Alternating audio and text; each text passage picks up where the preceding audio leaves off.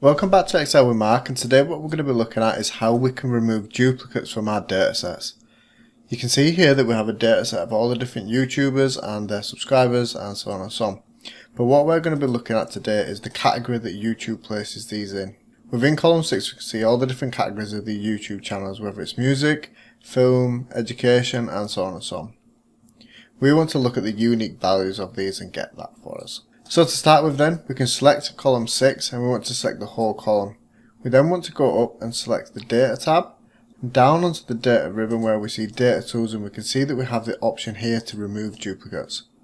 We can click into that and we can see that it's automatically asked us to expand the selection. We can then click on the remove duplicates part. Now at this point you will see that it's selected all of the different column titles, so we have the rank, the YouTube subscribers and so on, but we want to unselect all of them and we just want to be filtering this on the category now, so we can select that one and click OK. We can see that there has selected that we have 87 duplicates removed and that it gives us 13 different unique values, so we can see that out of all the different channels we only have 13 different unique values that we need to kind of look at and worry about that YouTubers place these people into.